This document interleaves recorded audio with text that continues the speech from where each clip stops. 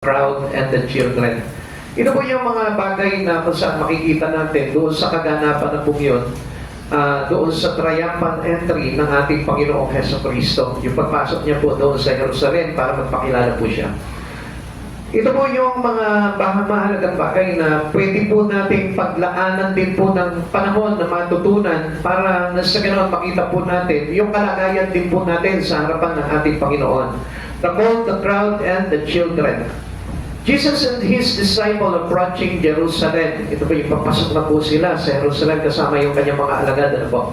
The trial and crucifixions Christ lay ahead. Diyan na po, kumbaga dito na, harap na po si Jesus para siya po ay usigin, itisin, at ipatos sa krus. Then would come the resurrections and the birth of Christ of the church. Alam niyo mga kapatid sa Panginoon, kung hindi rin sa pangyayari na ito, hindi po mag-exist yung church. And I remind you, every one of us, as a people to God, we are the church. Amen. At kaya nga kung minsan di natin maintindihan yung kahalagahan po ng church, ng simbahan, ano po. Tayo po mismo, ibinigay po tayo ng Panginoon doon sa kanyang matagumpay na pagpasok sa Jerusalem. Tayo po ay kumbagay parang napag-umpisahan dito sa pagkabuhay ng ating Panginoong Jesucristo. Subalit hindi natin makita yung kahalagahan ng kanyang iglesia. At ito po yung tinuturo po sa atin, as an individual who believe in Christ Jesus, we are the church. Tayo, ako, kayong lahat ay church. Amen.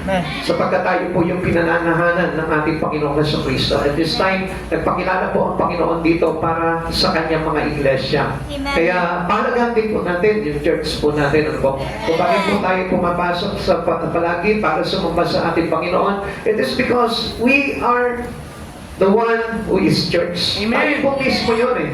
Kaya lang po, kumbaga parang sinisimbolo natin that we gathered as a church for Christ Jesus into one place. Napakahalaga po ng bagay na yun. Kaya dito po napasimulan po yung bawat pagtitipon sa iglesia. Thousands of people were gathered in Jerusalem for Passover. Ito po yung time na kung saan Pasko.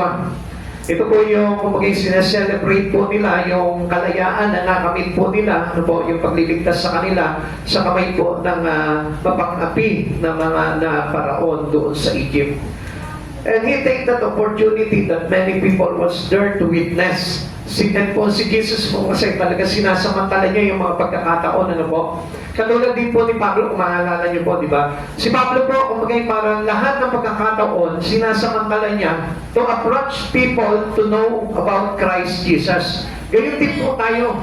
Lahat tayo, kumbaga parang kailangan natin samantalahin ng lahat ng pagkakataon, lahat ng mga pangyayari, lahat ng events sa buhay po natin, napapanahon man o hindi, kailangan natin maibahagi po sa kanila ang katotohanan ng kaligtasan ay mula sa ating Panginoong Jesucristo. Take this opportunity para na sa ganon, marami po ang maligtas. Now, the disciple, the donkey, and the details. Tignan po natin yan. Ganito po yan eh. The call to be brought by the disciple. Inutusan po itong mga alagad na sa kabilang nayon, mayroon pong isang pisiro na nakatali. Ang sabi ni Jesus po sa kanila, alagad nyo ito, dalhin nyo sa akin. At kapag may nagtanong sa inyo, bakit ninyo ito kinukuha? Sabihin nyo sa kanila, kailangan ng Panginoon at ito'y hindi nakikibok. Mananahimik na lang. The crowds praises and palm branches. Dito po, kung mapapansin po natin, na nung papasok na po ito si Jesus, nakasakay po doon sa pisiro, lahat ng tao naghihiyawan talaga, lahat ng tao naggalak po talaga, lahat po sila nagpuri sa Panginoon. Amen. Talagang pinuri po nila ang Panginoon, purihin ang Panginoon, kataasan, purihin ang anak ni David. Purihin ang dumarating sa pangalan ng Diyos. Isinisigaw po nila yung mga bagay na yun. Amen. At alam niyo po ba, dito rin po natin makikita that the children who were wiser than them all. Tingnan nyo, makinig kayo mga bata, ano po, para na sa ganun po, makita nyo ang kahalagahan nyo sa harapan ng Panginoon. Alam niyo po, yung mga bata po dito, ng mga paslit, sila po ay nagsigawan. Sabi nila, purihin ang anak ni David. So, ang sabi po ng mga kabataan dito, mabuhay ang anak ni David. Lahat sila nagpuri. Kaya kayo mga kabataan, lagi kayo magpupuri sa Diyos. Amen. Puro cellphone lang ng cellphone po tayo. kailangan tayo din po mismo makinig tayo sa aral ng Diyos, matuto tayo magpuri, matuto tayo magpagamit ng buhay po natin sa Panginoon. Mga bata, hindi lamang po laro lang ng laro yan. Kailangan yung purpose po nila as a children to God, kailangan, sabi nga po dito, who were wiser than them all. Kumbaga, sila po mismo, parang tinawag sila mga marurunong. Bakit? Kasi they know how to worship God. Amen. Alam nila kung paano sa murang edad nila, alam nila kung paano talaga papurihan ang Diyos sa kanilang buhay. Amen. Now, let's go to our Father study about dito po sa mga bagay nito at Paul. Tingnan po natin itong asno na ito. Ano po ba yung kinalaman itong asno na ito sa buhay po natin? Minsan ang alam lamang po natin, palaspas no, nagwawagiway lang po tayo ng mga branches of trees or leaves, di ba? Ng mga palm trees, ng mga palm leaves. Winawagayway lamang po natin yan. Akala po natin, yun na po yung kumbaga great events na nangyari. Pero tingnan po natin dito. Let's find out according to the Paul. Sabi po na Mateo chapter 21 verse 2 to 7. Excuse me. Sabi po dito, pumunta kayo sa susunod na nayon at makikita ninyo kaagad doon ang isang babaeng asno na nakatali kasama ang kanyang anak. Kalagan ninyo ang mga iyon at dalhin sa akin. Kapag may nagtanong sa inyo, sabihin ninyo, kailangan iyon ng Panginoon at ibibigay niya agad ang mga iyon sa inyo. Sa gayon natupad ang sinabi ng propeta, sa lungsod ng Zion ay ipahayag ninyo, tingnan mo ang iyong hari ay dumarating. Si mapagpakumbaba, masdan mo, siya'y nakasakay sa isang asno at sa isang bisiro na anak ng asno. Lumakad nga ang mga alagad at ginawa ang mga inutos ni Jesus. Dinala nila kay Jesus ang asno at ang bisiro at isinapin sa likod ng mga ito ang kanilang balabal at sumakay si Jesus. Now, napakahalaga po nitong asno nito na may ginampanan po sa ating Panginoong Jesucristo. Jesus gave His disciples strange instruction. Ito po mismo mga alagad po niya, hindi po nila maintindihan, ba't kailangan pa nitong asno? Ba't kailangan namin kunin ito doon sa may-ari sa kanya? Sabi po sa kanila, go to the village and find the colt tied. Hanapin niyo yung asno na nakatali. They were to loose the unbroken colt and bring it to Jesus. Alam niyo po ba, sometimes we represent as the colt. Tayo, yung nire-represent nitong asno na ito. Calling by God to be used to carry Jesus. Kumbaga, ang gusto ng Panginoon dito, that we need this call for us to carry Jesus. Ibig sabihin, marami po sa atin, tayo po yung asno na nandun sa kabilang nayon, nakatali, nakagapos po tayo, sa dating nagmamayari sa atin, makinig po tayo, ano po? Dito po kayo tumingin po, ano po? Huwag po yung sulat lang ng sulat. Kailangan makuha niyo po yung aral po nito. Para sa ganon, matutunan po natin clearly yung pong pagkakabanggit po ng mga salita po dito. Tayo po yung itinuring ng Diyos. Kumbaga tayo po ay isinasalisag nitong asno na ito. Na kailangan tayong kalagin doon sa dating nagmamayari sa atin upang dalhin kay Jesus, upang tayo mismo dalahin natin sa buhay natin ang ating Panginoong Jesucristo. The answer to any who questions them was to be the Lord's need Him. Pag may nagtanong sa kanila, bakit ninyo kinakalagan? Kailangan siya ng aking Panginoon. Katulad din ang ginawa sa atin ng mga alagad ng ating Panginoong Jesucristo, nang ikaw ay natagpuan niya doon sa tahanan mo, doon sa kabalahan mo, doon sa isang lugar na kung saan kinatagpuan ng ating Panginoong Jesucristo, sa pamamagitan ng kanyang mga alagad, tayo'y kinalagan sa dating nagmamayari sa atin, walang iba kundi si Satan.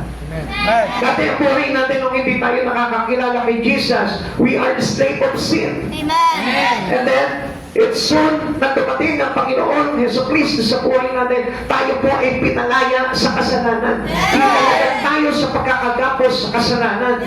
Kaya alam niyo po, minsan, di nyo napapansin, bakit pinipigilan ka na mag-church, pinipigilan ka na maglingkod sa Panginoon. Kasi wala nagsasabi sa kanya na kailangan siya ng Panginoon. At kailangan ikaw mismo ngayon sa panahon nito, sabihin mo doon sa mga pumipigil sa iyo, kapag halimbawa gusto mo mag-church, gusto mo paglingkuran ng Panginoon, gusto mong gumawa ng mga bagay sa Panginoon, sabihin mo doon sa tao na pumipigil sa iyo, kailangan ako ng Panginoon. Be boldly to tell them. Sabihin mo sa kanila ng buong tapang, kailangan ako ng Panginoon. Amen. Minsan, alam nyo, tayo na rin yung pumipigil sa sarili natin eh. At sinasabi natin sa sarili natin, ako, gustuin ko man na maglingkod sa Panginoon, kaya lang marami akong ginagawa. Alam niyo po ba na pinahintulutan natin na tayo'y laging nakagapos doon sa pagmamayari ng kaaway. Okay, tignan pa po natin. We are to bring to Jesus those with unbroken will. Alam niyo, ito po yung bagay na kuminsan kaya hindi po natin makalagan yung sarili po natin sapagkat ayaw natin magpabasag sa Panginoon. Gusto kasi ng Lord, break all the hindrances in you. Break all the barriers to you. Lahat ng mga harang sa buhay mo, lahat ng mga bagay na iniingatan mo, na nakapagpapalayo sa iyo at hindi magpagpalipit ang buhay mo kay Kristo, break it. Talagan mo yung bagay na yun para na sa ganun, tayo po mismo, we will be carrying Jesus in our life. Alam naman po natin kung gaano kahalaga nakasama po natin ang Panginoong Jesucristo sa buhay natin. Sabi nga po ng aklat nandiyan, apart from Him, we can do nothing. Apart from Christ Jesus, we are empty. Wala tayong magagawa. Kaya nga lang po, meron tayong tinatawag na unbroken wheels. At yung unbroken wheels na yun, yun yung sagabal na kung saan hindi tayo makalag-kalag, although nagsisimba ka na, although nagpapray ka na, although nagbabasa ka na ng Biblia, but still, itong unbroken wheels na to, ito po yung kumbaga parang hindi makalag sa'yo para lubusan ka na makalapit at magkaroon ng kaligtasan para kay Jesucristo. Kaya kalagin po natin yun. Katulad din po nitong asto na ito, gusto ko lamang po pakita po sa inyo. Sinigyan po ni Jesus yung batang aso po. Ano po? Alam niyo po kung bakit? Kasi ganito po yan. Kaya sinakyan po ni Jesus yung batang aso sa halip na ang ina nito bilang pagtupad sa hula ni Zacarias. Sabi po sa Zechariah chapter 9 verse 9 na sumisimbolo sa kanyang pagiging hari ng kapayapaan, hindi digmaan. So, ang aso po kasi medyo may kakulitan yan, pero behave naman po yan. Makulit yan, stubborn yan. Yan po yung ugali niya. Mamaya papakita ko po sa inyo yan. Kuminsan po kasi, alam nyo, tayo po mismo, may ganun din po tayo pag-uugali katulad ng sa asno. Minsan magigalit po tayo, kumbaga hindi tayo masakyan ng Panginoong Jesucristo, palag tayo ng palag, di ba? Kapag yung mga bisirong asno, ang ibig sabihin yan, hindi pa nasasakyan yan eh. Na kahit na sino. So, ibig sabihin, kapag yan, sinakyan mo yan, may tendency yan na pagpapalag na magpipiglas yan. Ganon po tayo. Sabihin mo sa katabi mo, piglas ka kasi ng piglas. Piglas ka kasi ng piglas. Hello? Sabihin mo ng harapan doon sa katabi mo. Huwag kang piglas ng piglas. Huwag kang piglas ng piglas. Kaya hindi tayo masakyan ng ating Panginoong Jesucristo. We need Jesus to ride on us. Amen. Kaya nga ang Panginoong Jesucristo ang sumakay sa atin, hindi ang kaaway. Amen. Kasi pag ang kaaway ang sumakay sa atin, mahuhulog talaga tayo sa Panginoon. Samantalang si Jesus, if Jesus ride on us, He will control the whole life of you. Amen. Amen. Okay, tuloy po natin para mas exciting po ito. Ang quote po kasi, ito po yung kumbaga parang the stubborn will of the unbroken call submitted to Jesus is sinubmit, ibinigay. Amen? Itinalaga niya yung kanyang katigasan ng ulo. Ikaw, tanungin mo yung tabi mo, ikaw ba, ano yung katigasan ng ulo mo? Diba? Yung ibang mga kabataan, cellphone ng cellphone kaya hindi makapag-pray. Cellphone ng cellphone kaya hindi makapag-church. Cellphone ng cellphone kaya hindi maka-attend ng gawain. Ganun po yun. Yun yung stubbornness ng isang piglas ng piglas sa ating Panginoon. Gusto na sumakay sa Kanya ang Panginoong Jesucristo, pero anong ginagawa niya? Pumipiglas pa rin siya. Naku, meron akong gagawin. Naku, may nakuha siya ang mga kaibigan ko. Naku, may pupuntahan ako. Naku, meron akong gagawin. Piglas tayo ng piglas, pero ang Diyos gusto talaga to ride on you. Amen. Tingnan namin yung attitude po nitong stubborn colt na ito. The attitude of a young donkey is typically characterized as a blend of playful curiosity, intense social bonding, and a resilient yet curious nature, while they are known for their stubborn reputation. Doon sila kilala sa katigasan ng ulo. This is more accurately described as a high degree of intelligence, self-preservation, and a need to assess situation before acting. Yun ang pinakamaganda po dito eh. Kung bagay parang bago po siya, kung bagay parang kailangan po muna pag-isipan niya yung mga bagay-bagay na gagawin niya. Alam niyo, ganun po tayo, ano po. Kung minsan masyado tayo marunong. Kung minsan akala natin, alam na natin yung mga bagay sa sarili natin. Iniisip pa natin, bago tayo lumapit sa Panginoon, maglilingkod ba ako sa Lord o hindi? Ay naku, hindi pala pepende ngayon. Next time na lang. Kaya inaabot po tayo ng pagkatake ng kaaway sa buhay po natin. Why? Because we are stubborn. Sa katigasan ng ulo natin, supposed to be, ang Diyos inaabot na tayo, kinakalaga na tayo, but still yet, anong ginagawa natin? No. Don't uptight me. Minsan inutusan natin ang Lord, Lord, huwag mo muna akong kalagan. Marami pa akong ginagawa sa mundo na ito. Kasi kung gusto talaga ng Lord, kalagan tayo dito sa mundo ito. Amen. Sa ganun, makalaya po tayo sa pagkakaalipin ng mundong ito na kung saan ito yung humahadlang po sa atin para hindi makapasok sa atin ng Panginoong Jesucristo. Amen. Tandaan po natin, habang matigas po ang ulo natin, hindi tayo magagamit ng Lord. Amen. Habang matigas ang puso natin, hindi makapaghahari si Lord, si Jesus sa buhay po natin. Amen. Kaya, hayaan mo nakalagang ka ng ating Panginoong Jesucristo. Pag tumarating po sa iyo yung mga alagad niya, yung mga kapakiran na gusto kang akayin patungo sa Panginoong Jesucristo, pagbigyan mo sila. Huwag yung silang tatanggihan sapagkat ang layunin po nila is according to the purpose of Jesus calling in you. Yun yung purpose ng Lord, yung layunin ng Lord, na abutin ka, tawagin ka, para na sa ganun makapasok si Jesus sa buhay po natin. Amen. The submissions of the cult is a picture of the coming kingdom of Christ. Alam niyo po ba, na kapag tayo po mismo, nagsabit tayo sa Panginoon, sa cult, nagsabit po na tayo ng buhay natin sa Panginoon, ang ibig sabihin niyan, it is the coming of kingdom of Christ into your life. Amen. Doon dumarating yung salvation. Doon dumarating yung paghahari ng Diyos sa buhay po natin. God wants us to submit all men to Him to set His kingdom. Kaya doon nag-umpisa yung church. Doon nag-start po yung church. Doon nag-exist yung church doon sa mga bagay na yun. Ito the great event that Jesus entered Jerusalem. Ngayon mga kapatid sa Panginoon, ang hindi po natin makita dyan, na kapag tayo hindi na ikalag dito sa mundong ito, hindi mag-uumpisa sa iyo yung tinatawag na Kingdom of God.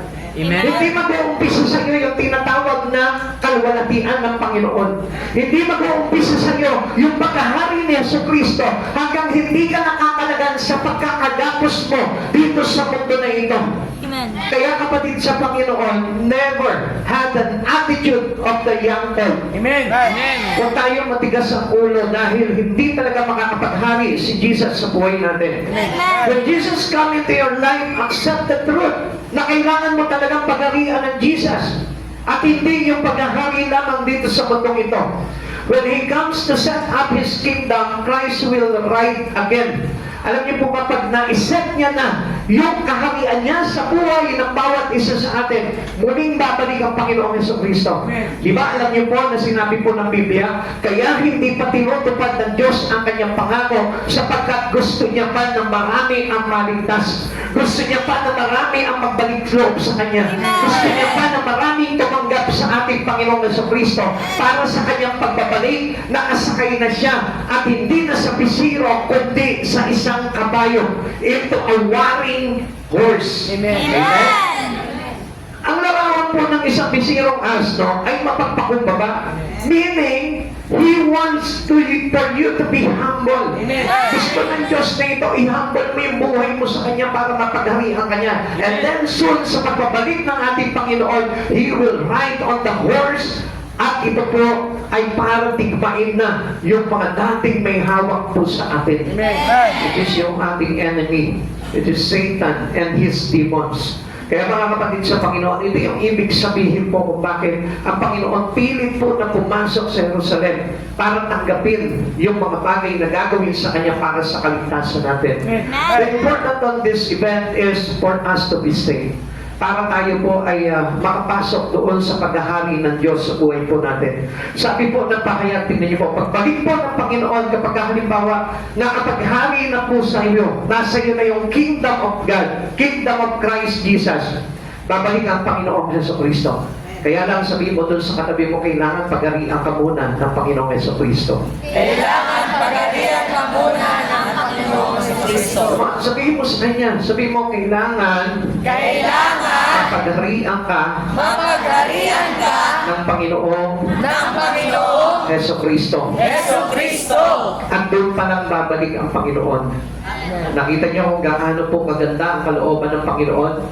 Habang mayroon pang matigas ang ulo sa church na ito, hindi pa babalik ang Lord. Amen? Amen. Kaya kapag hindi bumalik ang Lord, I tell you, kasalanan mo. Amen? Bakit? Kasi hanggang ngayon, matigas pa rin ulo mo eh. Amen? Pero, I pray to God na wala na matigas ang ulo po dito. Amen? Meron pa ba matigas ang ulo dito? Amen? Sumisigaw na po ang Panginoon sa bawat churches. Huwag matigas ang ulo. Amen? Kung isa kasi pinipilit natin yung ating pananampalatayang walang saysay. Samantalang ang Lord, we approach it with the grace. Amen. Minsan, alam niyo po, ang Panginoon, simple sinasabi sa atin ng Lord, ganito lang naman kasimple yan eh. Submit to me and then you will have my kingdom. Ganun lamang po sa kaisi yun. Kaya lang tayo po yung nagiging complicated. Why? Because it's more important for us the things on this earth, the kingdom of earth, rather than the kingdom of heaven. Mas pinapahalagahan natin yung mga bagay dito sa mundo kaysa sa mga bagay sa kaharian ng Diyos.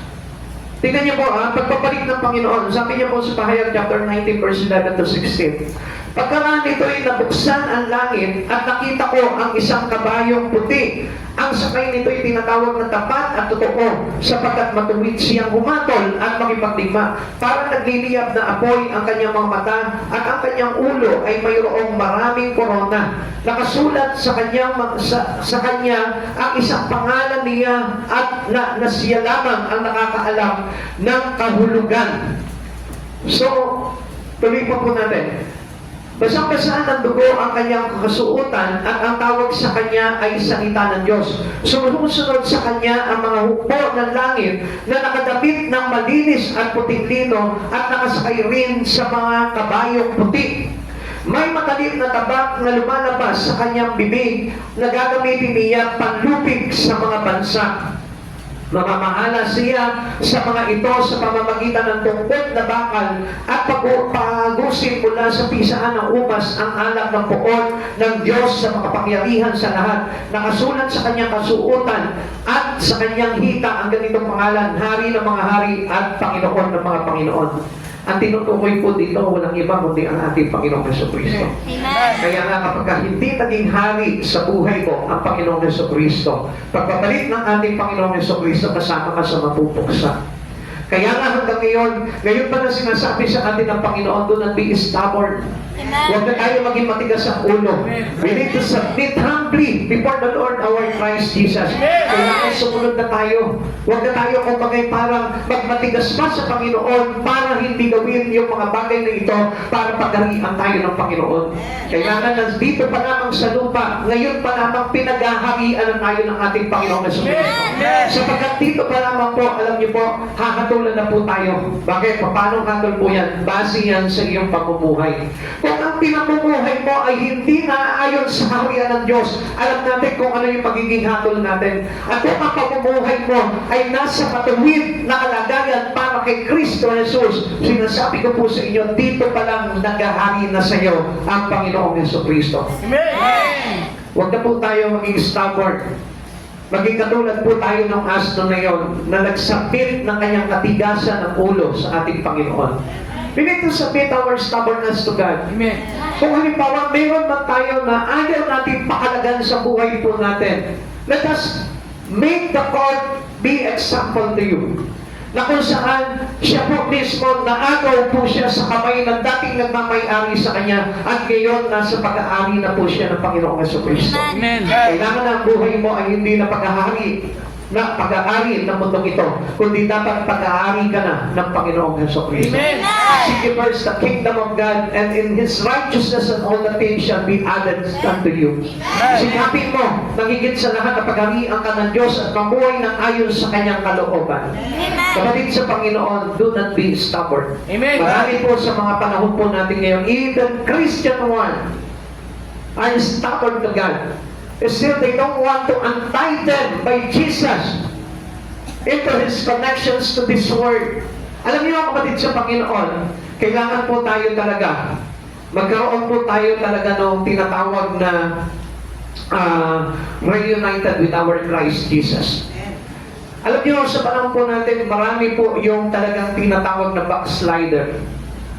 Hindi naman po natin napapansin po yun. Bakit? Because of their stubborn head. Yung katigasan ng kanyang ulo. Kaya hindi nila makita na sometimes they believe na sila ay hindi pa talaga backslide or nasa Panginoon pa rin po sila. Alam niyo kung bakit? Kasi nakakapag-church pa po sila.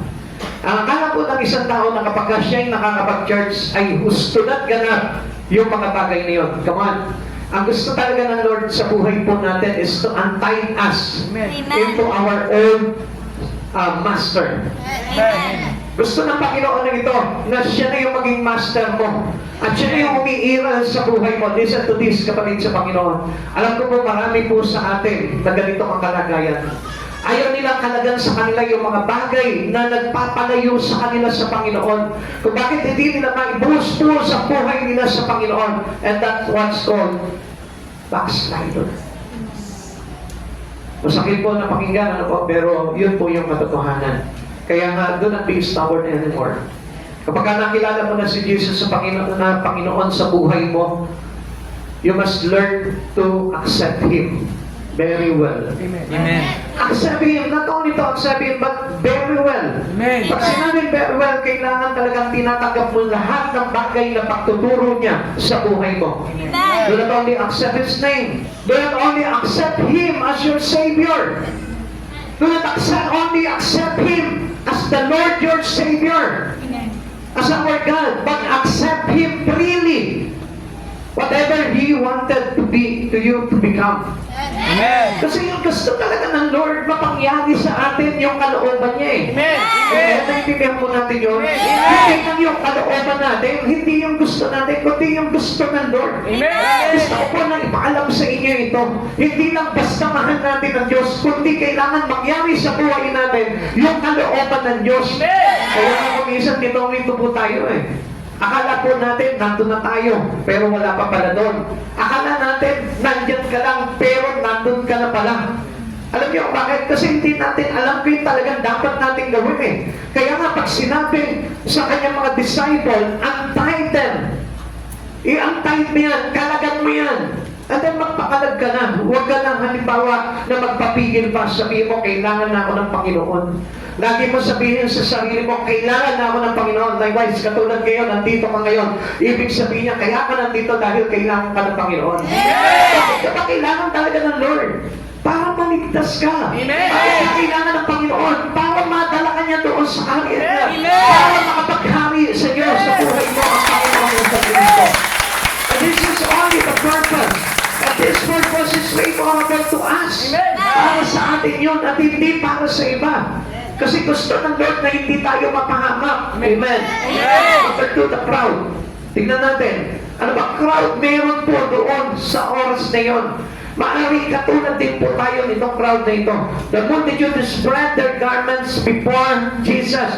Lahat ng kasuotan nila, inilatag po nila sa Panginoon. Binigyan nila ng daan si Jesucristo sa kanilang buhay para linisin sila ng haring tagapagligtas. Kaya nilalakad po nila yung mga kasuotan nila. Yung mga kasuotan po natin is filthy. So alam naman po natin na ang nakasuot po sa atin, yung filthiness ng world po natin. Yung mga filthy filthiness clothes natin, yung mga dress natin na marurumi. Amen. At kung dumarating po ang Panginoong Jesucristo, nilatag po nila yun. Para sa daraanan ng Panginoon. Ibig sabihin nun, gusto nila na madaanan po sila ng kalinisan ng ating Panginoon. Kaya kapatid sa Panginoon, whatever filthiness you have in your life, kung ano man yung mga nakadress up po sa atin na karumihan, ilatag po sa Panginoon po yan. Amen. Para madaanan tayo ng kabanalan ng Panginoon at mahugasan tayo sa lahat ng ating kasamaan. Amen. Kaya napakalaga na Yesu Cristo sa buhay po natin sapagkat siya po yung nag-aalis ng kasalanan ng lahat ng tao. Kaya siya tinawag na the Lamb of God, Kordero ng Diyos na nag-aalis ng lahat ng kasalanan. Mateo chapter 21 verse 8 to 11. Maraming naglatag ng kanilang banapal sa daan. Mayroon namang pumutol ng mga sanga ng kahoy at ito'y nilatag sa daan. Nagsisigawan ang mga tao na uuna at sumusunod sa kanya. Sigaw nila, purihin ang anak ni David. Pinagpala ang dumarating sa pangalan ng Panginoon. Purihin ang Diyos. Pagpasok ni Jesus sa Jerusalem, nagulong ang buong lungsod. Sino kaya ito? Tanong nila. Si Jesus, ang propeta taga Nazareth, sa Galilea, sagot ng karamihan. Alam niyo kaya sinabi po nito na si Jesus ang propetang taga Nazareth. Kasi nga hindi nila kilala si Jesus, kaya tinawag nila propeta lang. Dahil ang mga propeta yung naghahayag ng mga bagay tungkol sa Panginoon na mga darating na panahon. Amen. So kaya tinawag nila propeta ito si Jesus dahil naghahayag po siya ng mga bagay na magaganap. Pero hindi nila namanayan. They didn't yet realize that this called prophet to them is the Messiah. Yung talagang Diyos na tagapagligtas. Tinatawag nilang propeta na taga Nazareth dahil nagpapahayag ng mga mangyayari. Pero ang hindi nila alam na itong mismo na tinatawag nilang propeta, yung Messiah na tagapagligtas. Amen? Okay, tingnan pa po natin ano. The crowd praised the Lord. Now, ito yung mga sigaw nila. Hosanna to the Son of David. Blessed is He that cometh into the name of the Lord. Hosanna in the highest. Sigawan po sila. Para tayo, ano po? Minsan pag nasa church tayo, purihin ang Diyos. Praise the Lord. Hallelujah. Glory to Jesus. Hosanna in the highest. Sigaw tayo ng sigaw. At first, they give their warm praise to Jesus. Tignan niyo po itong crowd na ito. Ito yung klase ng crowd na meron din po sa panahon natin ngayon kay Jesus. Now, ito po yan, ganito po yan. How big a crowd can be with their praise? Very fickle-minded po sila Masyado nagdadalawa palagi yung isipan po nila. And it cannot be fixed into what they shout at that time. Diba? Sumigaw ka, praise the Lord. Dapat huwag mo nang babaguhin yung bagay na yun. Amen.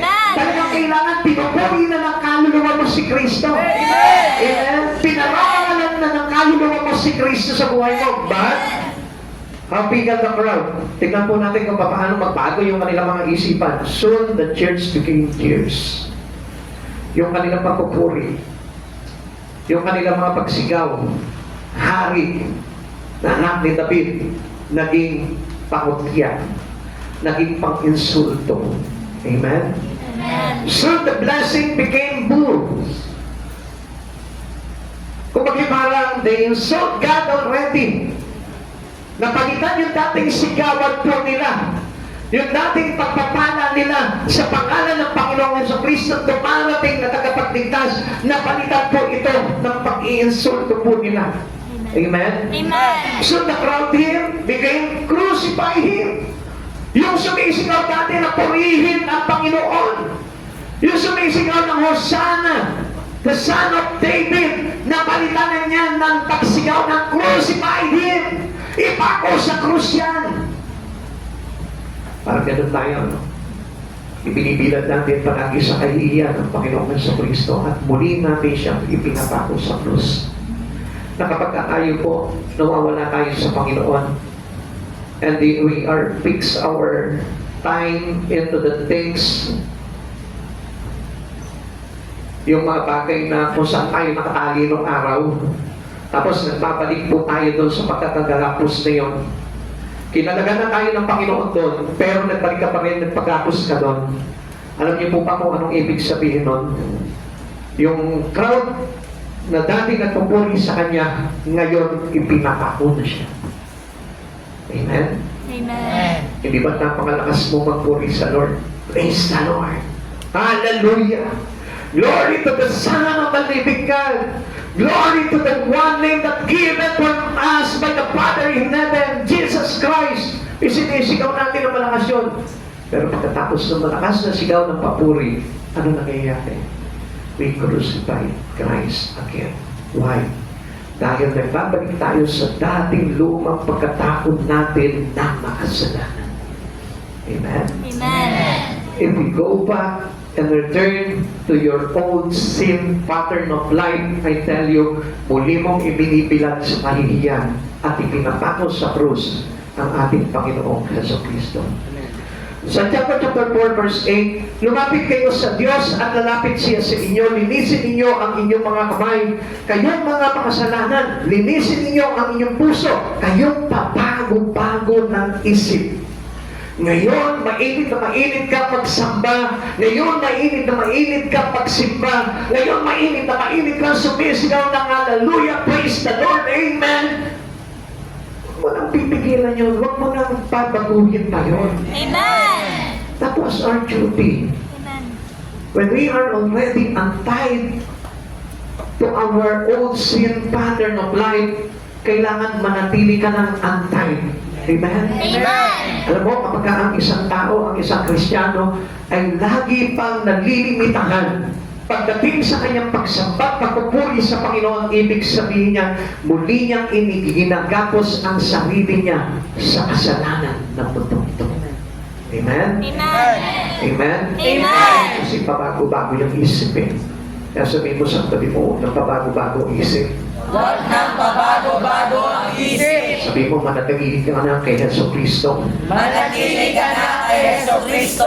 Amen? Amen. Kaya ba natin yun? Manatili na sa Lord? Amen. Hindi na magbabago ang isip? Amen. You just Christ already. And that was the best choice. Yan yung pinakamainam na pagpili. Yung pinili mo si Jesucristo na higit sa lahat sa buhay mo. Alam mo kung anong mga bagay na mangyayari sa iyo pagdating ng araw. Pipiliin kami ng Panginoon upang iligtas ka. Amen? And that was the crowd. Sometimes, ang crowd bigger-minded. Ngayon, masaya. Ngayon, blessed. Bukas, curses. Amen? Ngayon, blessed. Bukas, curser. Bakit? Kasi nga kung minsan, pabago-bago yung isipan natin eh. Ngayon, talaga nakaramdaman mo yung presence ng Lord. Bukas, wala na. Bakit? Kasi, nagbalik ka na naman. Alam niyo kung bakit marami mga Kristiyano, they don't experience the presence of the Lord because nakalimutan niya na nakakalad na pala siya. Paano niyo mararamdaman yung presence ng Lord kung nakagapos ka pa kay Satan? Do you think that Satan's allow you to receive the presence or to experience again the Holy Spirit in you? Come on! Never! Hindi mo talaga mararanasan yung presensya ng Lord hanggat ikaw ay nakagapos kay Satanas. Amen. Hanggat ikaw nakagapos ka doon sa kaharian ni Satan. Amen. And where is the kingdom of Satan? Where? Nasaan kaya yung kaharian ni Satan? Alam mo ba kung nasaan? Tumundo natin. Kaya nga, akit na akit tayo sa mga bagay dito sa mundong ito. Because these old things was tempting you para makuha ni Satan. Amen. Kaya how can you experience the presence of God in you? Hindi mo mararanasan talaga yun. Kasi abala ka nga doon sa mga bagay na inaalok sa ni Satan eh. Samantalang yung inaalok sa ni Jesus, hindi natin mapagbigyan. Okay, I give you an example. Binigyan ka ng trabaho. You grab that opportunity. Binigyan ka ng Bible. You grab, but there is no opportunity. Bakit? Hindi mo pinasa. Kinuha mo lang yung Bible, pero hindi mo pinasa. Amen? Amen. Inalag ka ng pag-church, pero hindi ka naman nagsimbay. Amen? Inalag ka ng Bible study, pero hindi mo naman ginrab yung opportunity na matutunan mo doon sa Bible study, yung bagay na inaalok sa inyo ng Lord. Naunawaan niyo po yun? Amen. Inano ka ang ayuda, sinunggaban mo agad. Parang gano'n lang yun, ang bilis sumunggab pag ayuda, ano po? Siguro baka nagbigay po ng libreng gasolina, isa ka na sa nakapila dyan. Amen? Pero syempre, pastor, ang mahal na ng gasolina eh. Come on! Mas mahal ang kaligtasan. Ang kaligtasan, hindi mo po ito mababayaran. Amen?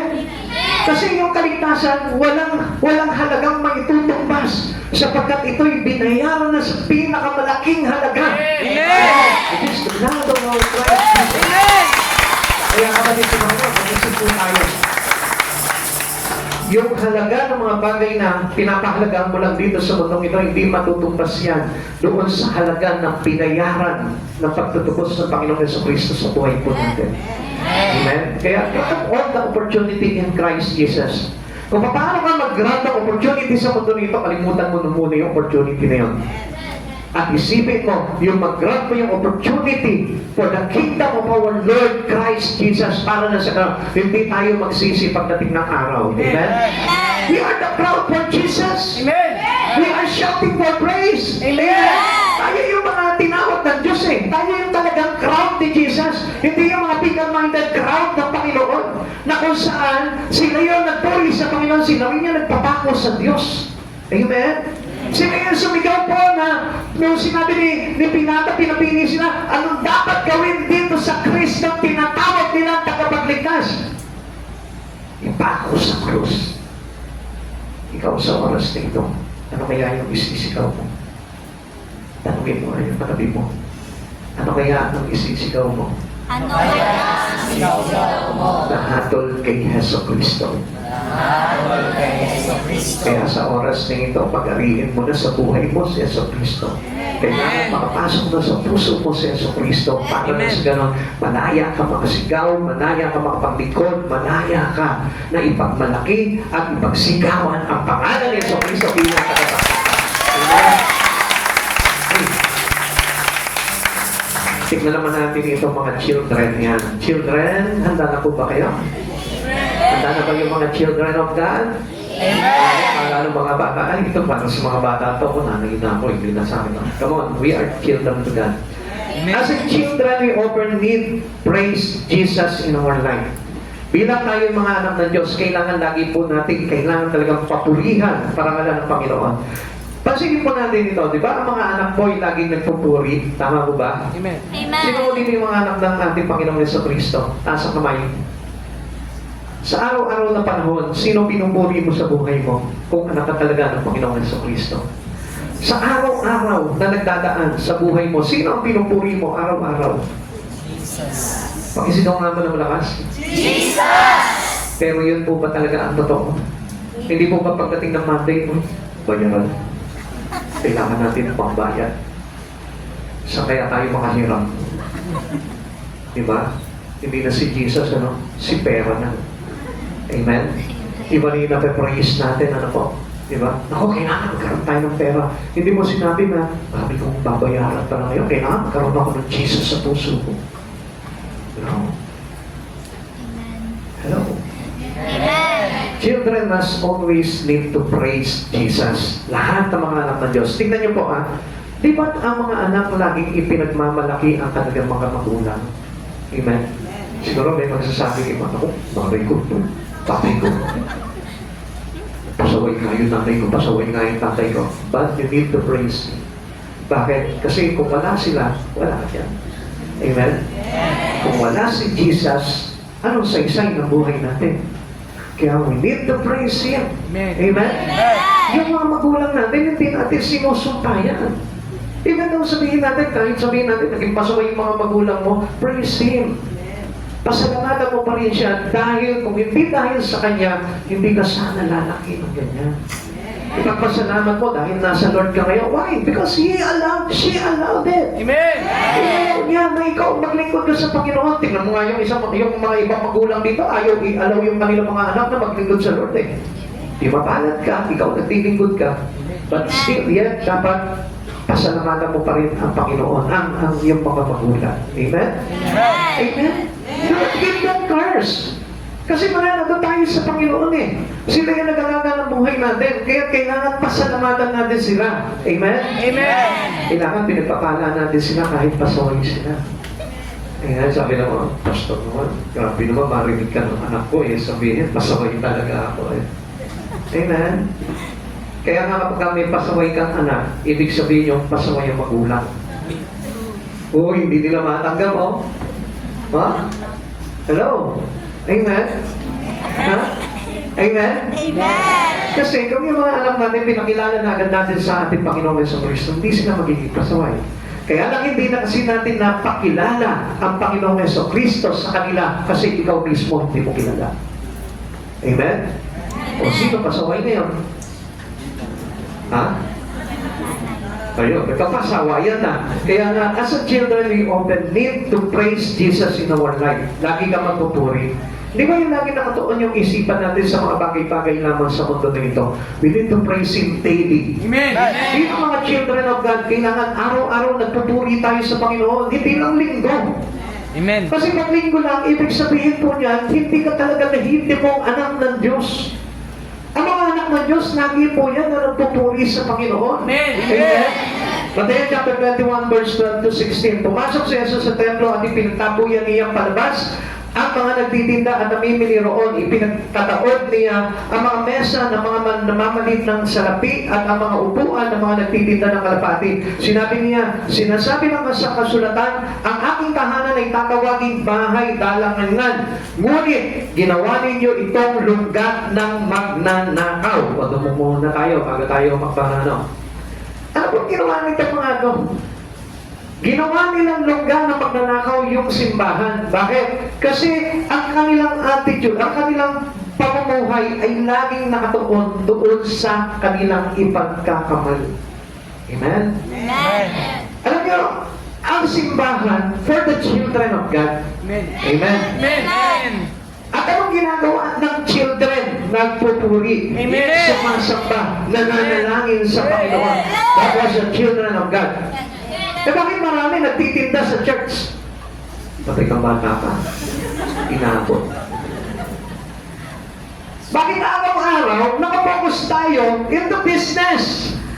Bakit araw-araw madalas nakapokus tayo into earnings?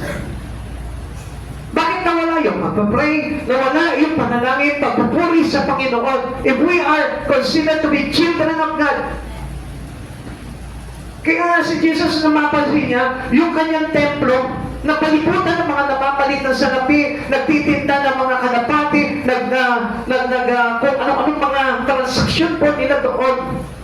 Kaya ano nangyari? Pinagtapo yan ito ni Jesus. Parang sinabi ni Jesus doon, kaya ba yung mga anak ko, bakit ganyan ang ginagawa ninyo? And supposed to be daily, we need to praise Jesus. Amen. Tuloy natin. Habang si Jesus ay nasa templo, lumapit sa kanya ang mga bulag at mga pilay at sila'y kanyang pinagaling. Nagalit ang mga punong pari at ang mga tagapagturo ng kautusan nang makita nila ang mga himalang ginawa niya at marinig ang mga batang sumisigaw sa loob ng templo, purihin ang anak ni David. Yun yung mga bata. Yun yung children of God. Yung nasa loob ng templo na sumisigaw na purihin ang anak ni David.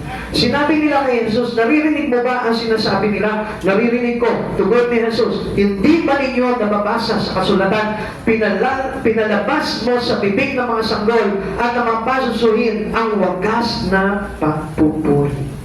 Amen? Amen. Yung said na, lapit mga suki. 20-20 lang ang sinisigaw mo. Dapat nagpupuri ka sa Panginoon. Amen. Ngayon, wala na po pa tayong karapatan na maghanap buhay. Hindi naman po pinagbawal. Bakit? Kasi there is a certain place that we do our business. At hindi doon sa simbahan. Amen? Hindi sa templo ng Diyos. Okay, ilolocate natin kung nasaan yung templo ng Diyos. Ito. This is the temple of God. No. Where is the temple of God? There. Here. Ito. Amen. Kaya nga, ang parang sinasabi ng Panginoon po dito, na huwag lagi na ang nasa isipan natin ay yung pagkita, kundi kailangan pagpupuri,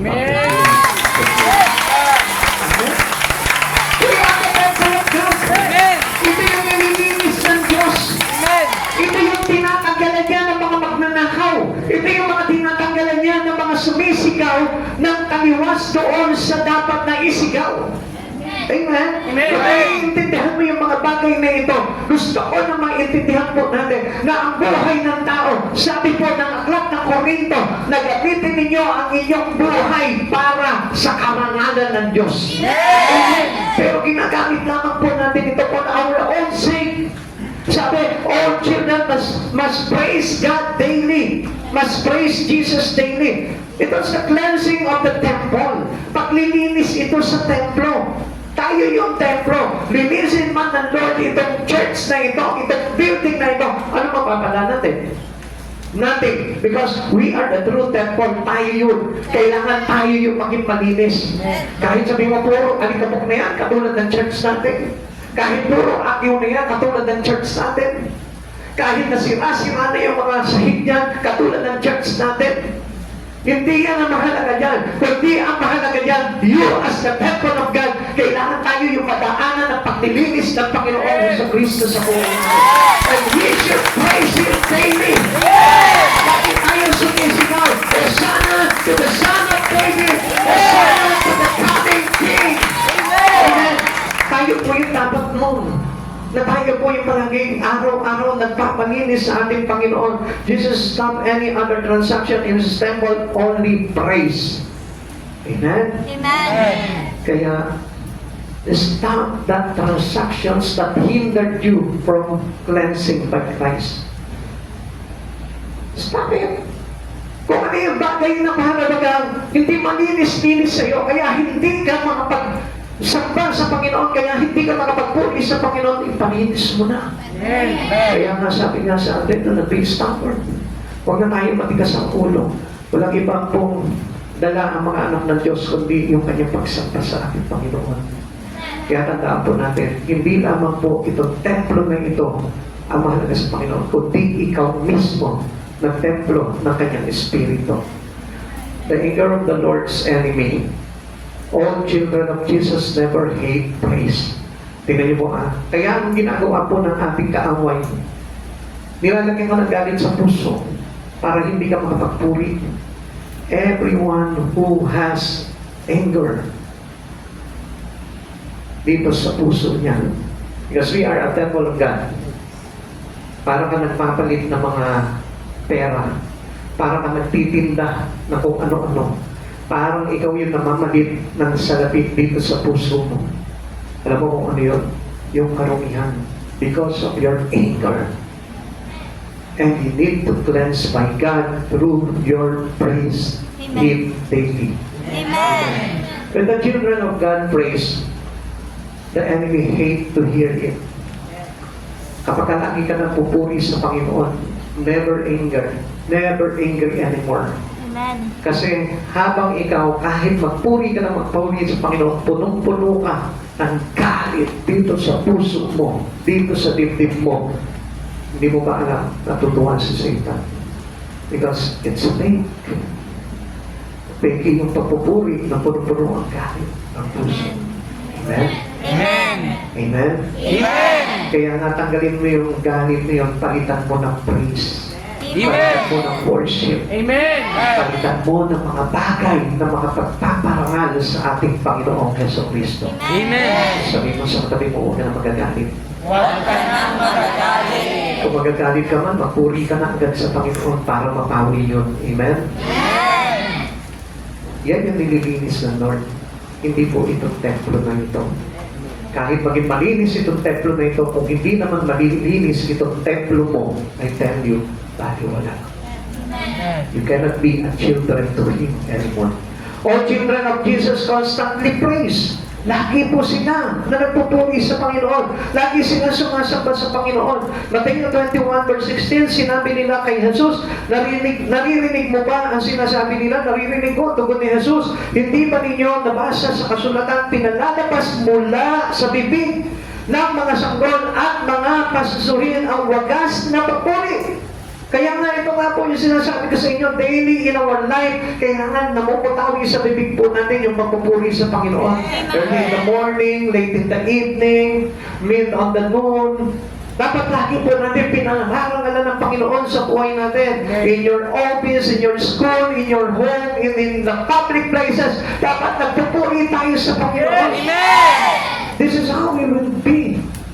Ganito po dapat tayo pagdating sa ating Panginoon. Bilang mga children of God, walang pagkakataon sa buhay natin na hindi tayo nagpupuri. The importance of reaching children for the Lord, ganyan po yung halaga po nito eh. Kung minsan nga po, napapaliwala po sa atin those children. Minsan yung mga bata, yung literally mga bata talaga, sinasabi na hindi pa sila pwede magpuri sa Lord. Turuan mo na sila. Kasi sila yung simbolo ng mga anak ng Diyos. Amen. Nasa katulad nila yung paghahari ng ating Panginoon.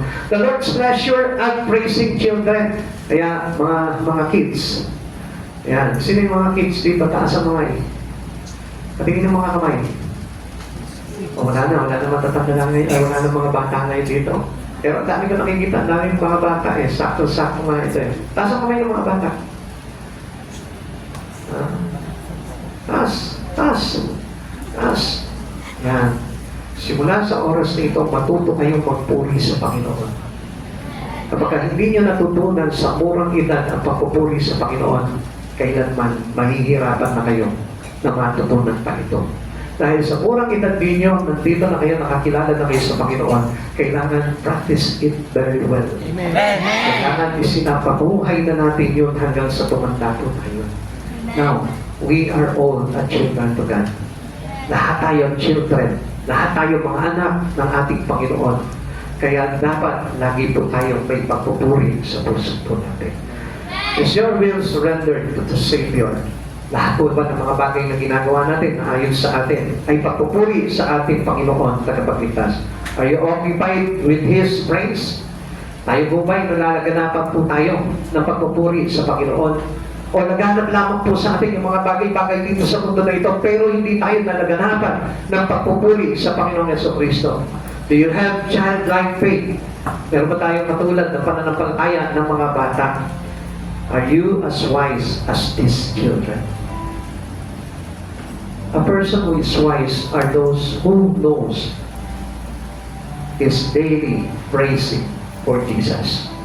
Pagka marunong ka magpuri araw-araw sa Panginoon at inuuna mo palagi ang Diyos sa buhay mo, you are considered wise to Jesus. Do not give only once a week Jesus to your life. You are not considered to be a child for Him. Kung isang araw lamang po ang ibibigay mo sa Panginoon. I tell you the truth, daily, consistently, constantly, kailangan meron tayong praise pagdating po sa ating Panginoon. Kaya mga kapatid sa Panginoon, we are children to Jesus. Kaya kailangan po na maghari sa buhay natin ng Panginoon at lagi natin siyang purihin at sambahin sa buhay natin. Tayo po natin sa tayo.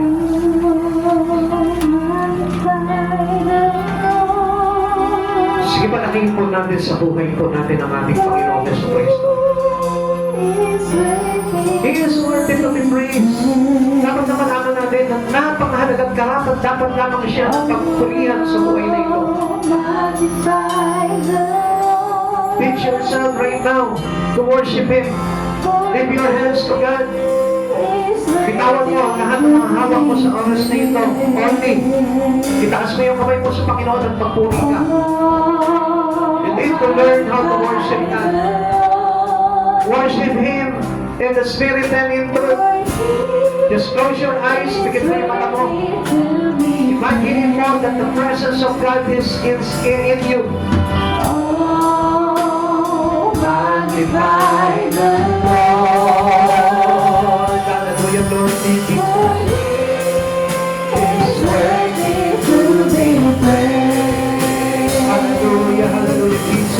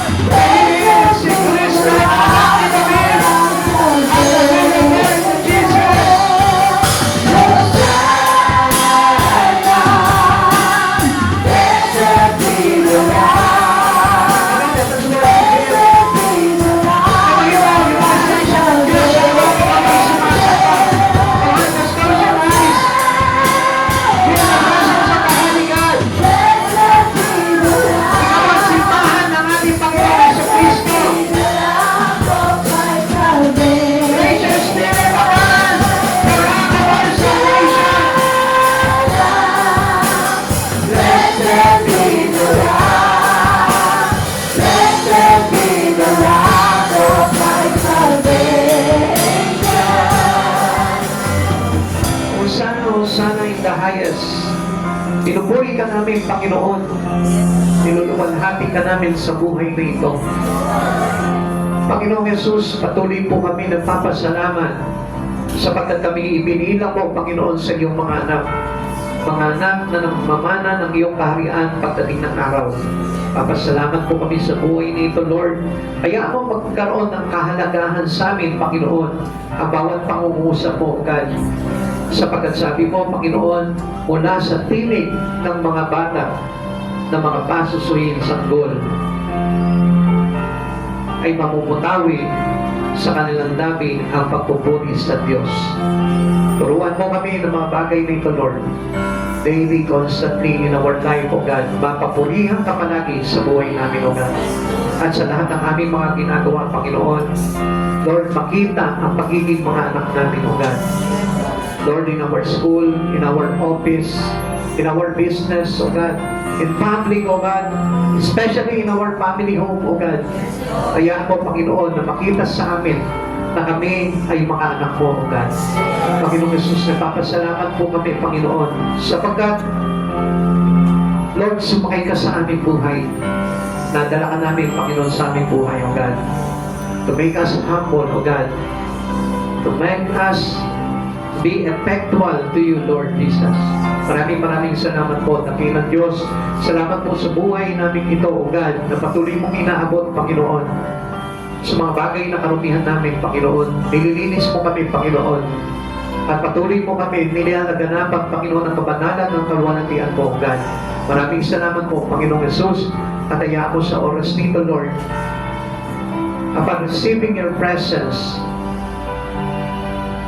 Lord, hayaan mo na mabago ang aming pananaw sa mga nakaraan, Panginoon, na dumaya sa amin, O God.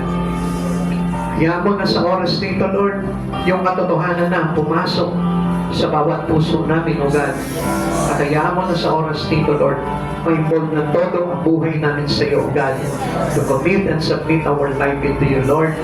Napakahalaga po nitong bagay na ito, Panginoon, upang nang sa ganun, ang paghahari mo, Panginoon, ay dumating sa bawat isa sa amin na narito ngayon. Maraming salamat po, Panginoon. Bless every one of us here, O Lord. Bless them mightily, O God. Bless them financially, materially, O God. Lord, sa lahat ng aspeto ng aming buhay, pagpalain mo po ang bawat isa. Bless mo po kami ng magandang kalusugan, O God. Ilayo mo po kami sa anumang karamdaman, O God. Lord, alam namin, Panginoon, wala mga anak ng Diyos na pababayaan mo, O God. Iingatan mo si pagsasanggalang, Panginoon. Panginoon, maraming salamat po, Lord. At turuan mo, Panginoon, ang bawat isa sa amin, Panginoon, na kilalanin ka, parangalan ka, Lord, sa buhay ng bawat isa sa amin, O God. Maraming salamat po, Panginoon. At hayaan mo, Panginoon, ang paghahari mo sa aming buhay, Panginoon, na hindi na matapos, Panginoon, kailanman. Salamat, Panginoon Jesucristo, sa pagabot mo sa bawat isa sa amin na narito ngayon, Lord. Thanks for giving us opportunity, Panginoon, to listen and to hear the words of you, O God. Maraming salamat po, Panginoon Jesus, at sa aming pag-uwi, O God. Maluwalhati mo kami dalhin sa aming mga pupuntahan at makauwi sa aming mga tahanan, O God. Ligtas at nasa iyong pag-iingat, O God. Balintun mo po kami ng iyong banal na dugo, Panginoon. At samahan kami ng libo-libo mong mandirigmang anghel sa langit na siya magbabantay sa amin, Panginoon. Salamat po, dakilang Diyos. Salamat sa biyaya mo. Pagpalain mo po ang lahat ng gawain na magaganap sa church nito, maging sa aming mga church na pupuntahan, O Lord, sa Aguilar, sa Calasiao, Panginoon. At yung mga mission namin, Panginoon, yung mga vision, Panginoon, yung aming mga proyekto, Lord. Kaya mo ikaw yung Diyos, Panginoon, na magtataguyod dito para sa amin, O God. Salamat sa biyaya mo, Lord. Magkaisa kami ng puso, damdamin, espiritu, pananampalataya sa iyo, O God. Upang sa ganun, Lord, magawa po namin ng sama-sama ang lahat ng bagay na ipinag-uutos mo sa bawat isa sa amin, O God. Magkaroon kami ng bukal ng puso, ng matabang puso, Panginoon, upang maigawa namin ang mga bagay na ito, Lord. Salamat sa iyong kapurihan, salamat sa iyong kaluwalhatian, salamat sa oras nito, Lord. Salamat sa iyo, dakilang Diyos, na aming tagapagligtas, O God. Sa iyo po namin lahat, iniaalay ang lahat ng ito bilang hari ng aming buhay at kaluluwa. Sa iyo na mga papurit pangal, to God be the glory in Jesus' name. Amen. God bless you all. Pagpalain po kayo.